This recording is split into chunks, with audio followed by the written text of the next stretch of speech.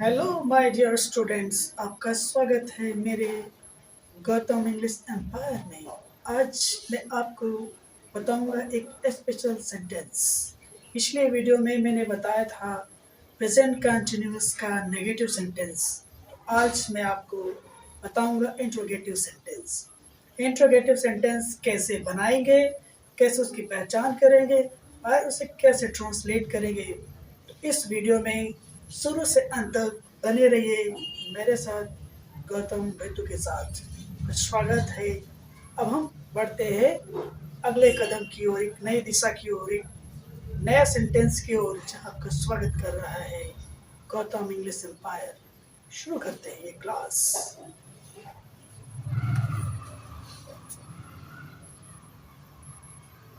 Present continuous tense. मैंने बताया था कि कंटिन्यूअस को हम इम्परफेक्ट भी बोलते हैं। ठीक है, इस चीज को समझ लीजिएगा। आज जो आपका है वो है इंटरोगेटिव का। इंग्लिश में से इंटरोगेटिव बोलते हैं। इंटरोगेटिव सेंटेंस, इसमें क्या होगा, स्ट्रक्चर जानना बहुत जरूरी है क्योंकि बिना स्ट्रक्चर के तो कुछ भी होने वाला नहीं है। सबसे पहले हम क्वेश्चन वर्ड्स लगाते हैं। क्या लगाते हैं? क्वेश्चन वर्ड लगाते हैं। फिर एस एम आर लगाते हैं। फिर आपका सब्जेक्ट आता है। फिर आपके वर्ब के फर्स्ट फॉर्म में आईएनजी आती है। फिर आपका ऑब्जेक्ट आता है। फिर आप क्वेश्चन मार्क लगा सकते हैं। एक इसका स्ट्रक्चर ऐसे बनेगा, इज एम आर पहले लगेगा, फिर सब्जेक्ट होगा, फिर वर्ब के फर्स्ट फॉर्म में हम आईएनजी लगाएंगे, फिर ऑब्जेक्ट होगा, फिर अदर वर्ड्स भी अगर आते हैं तो होगा, लास्ट में क्वेश्चन मार्क होता है। ये बात को हम जरूर ध्यान में रखेंगे क्योंकि यही हमारी इंट्रोगेटिव की पहचान है। तो एक क्वेश्चन मार्क से शुरू होंगे और एक होगा हेल्पिंग वर्ब से शुरू होगा, लास्ट में क्वेश्चन मार्क होगा।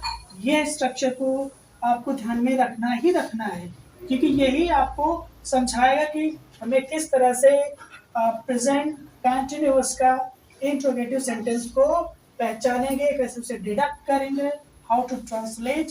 These are the very important topics today. इसका जो पहला हम वाक्य बनाते हैं हिंदी का, हिंदी पहले बनाएंगे, फिर उसके बाद हम उसके बारे में ट्रांसलेट करेंगे। यह इसका प्रोसीजर है, प्रक्रिया है। क्या आप लोग हमारे यहाँ आ रहे हैं? मैंने बताया कैसे पहचानेंगे। हिंदी में रहे हैं, रही है, रहा हूँ आदि शब्द आते हैं तो वो प्रेजेंट कंटिन्यूअस होता है। लास्ट में क्वेश्चन मार्क है तो वह इंटरोगेटिव का होगा। शुरू में भी क्या शब्द आया है, तो क्या शब्द मैंने कई बार बताया, जब क्या शब्द आता है तब हम इसकी मीनिंग बिल्कुल नहीं लिखते हैं। ठीक है, तो अब यहाँ पे क्या आप लोग हमारे यहाँ आ रहे हैं, ये प्रश्न पूछा जा रहा है कि वो आएंगे अथवा नहीं। तो सबसे पहले जब क्या शब्द आता है तो उसकी मीनिंग नहीं लिखते हैं, सब्जेक्ट रिकॉर्डिंग हम वर्ब लगाते हैं। आप लोग मीन्स यू, तो यू प्लूरल होता है तो उसके सबसे पहले हम आर लगाएंगे। Are you coming? Are you coming here? Are you coming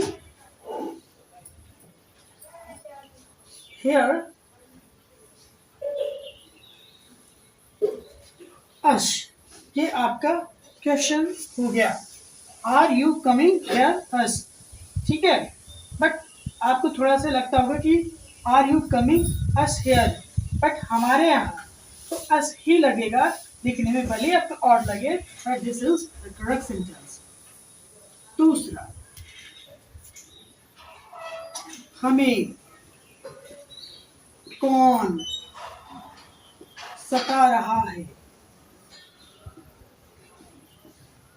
ये क्वेश्चन मार्क लग गया, मैंने अंडरलाइन कर दिया ताकि आपको समझ जाए ये कंटिन्यूस है। अब यहाँ पे क्वेश्चन वर्ड को पहले तलाश करेंगे।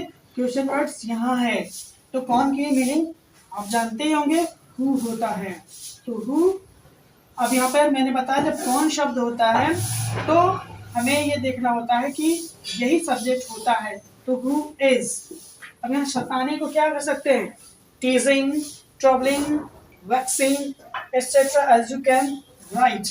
तो who is teasing, टीजिंग चिढ़ाना भी होता है, छेड़ना भी होता है, तो टीजिंग होता है हु इज टीजिंग अस।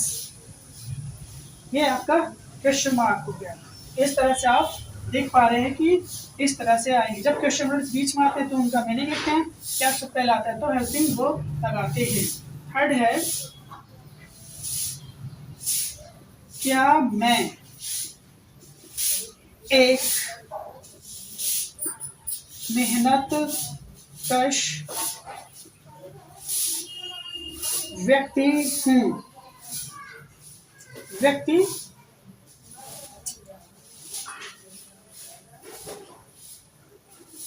रहा हूँ, ये आपका लग गया। बट लिखने में आपको थोड़ा सा लगता होगा कि ये परफेक्ट का लग रहा है, बट ये कंटिन्यूअस का भी है। ठीक है, तो सबसे क्या है, तो पहले हम क्या नहीं लगाते, मैं लगाते यानी कि एम पहले लगेगा, फिर आई लगेगा।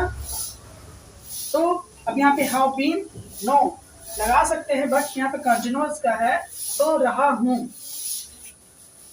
तो एम आई इसको हटा देती, थोड़ा सा अजीब लगता है। ठीक है, क्योंकि ट्रांसलेट ही फिर आपका बनेगा नहीं, इसको इरेडिकेट करना ही उपयुक्त है।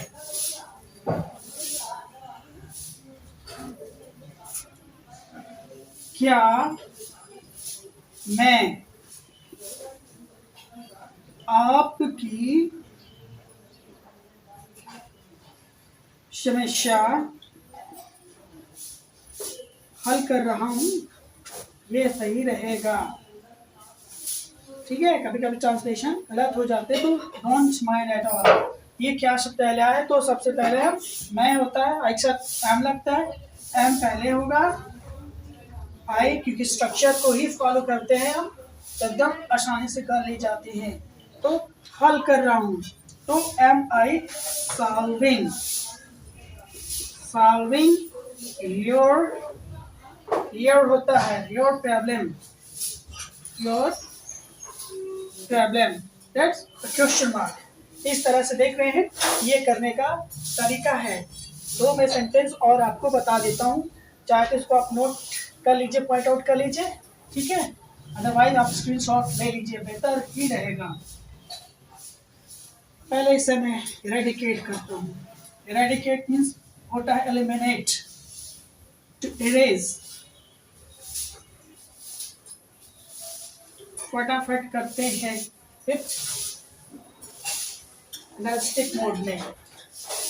थर्ड फोर्थ होगा आपका, क्या मेरे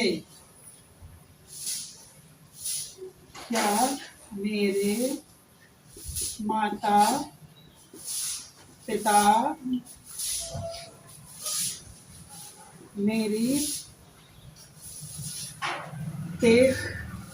देखभाल कर रहे हैं, क्वेश्चन मार्क।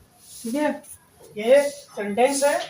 अब यहाँ पे क्या शब्द पहले आया है, पेरेंट्स है, तो पेरेंट्स प्लूरल होता है, तो आई माय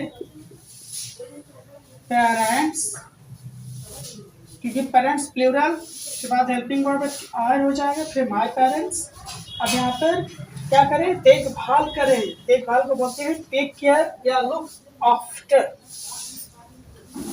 तो are my parents looking after me. This is a very easier sentence. ये आपको ध्यान देना है. फिफ्थ है आप सब लोग कहाँ जा रहे हैं. देखिए ये भी क्वेश्चन अंडरलाइन कर देता हूँ ताकि आपको स्पष्ट हो जाए कि कंटिन्यूअस का है, कभी लाइफ टाइम में भी ना भूलें. इंग्लिश में पहचानने का तरीका है इज एम आर देखें, वर्ब के फर्स्ट फॉर्म में आईएनजी देखें, तुरंत पहचान जाए कि ये प्रेजेंट कंटिन्यूअस ही है. ठीक है. अब यहाँ पे देखिए क्वेश्चन वर्ड्स आपका कहाँ है, पहचानिए.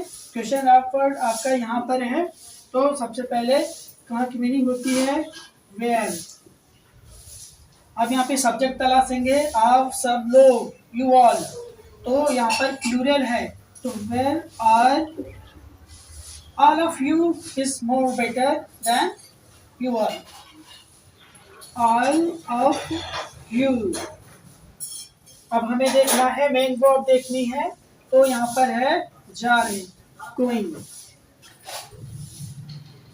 और आप देख रहे हैं कि इस तरह से आपका जो ट्रांसलेशन है बहुत ही आसान तरीके से हो गया है. तो आई होप ये वीडियो जो मैं समझाया हूँ पूरी तरह से समझ में आया होगा. आया है तो लाइक करिए, कमेंट करिए, सब्सक्राइब करिए ताकि मैं अच्छे से इसी तरह के वीडियो आप तक आसानी से पहुंचाता रहूँगा. हम नेक्स्ट वीडियो मिलते हैं, इंट्रोगेटिव नेगेटिव सेंटेंस इसी का अगला पार्ट होगा. तब तक वेट करिए. Thank you so much.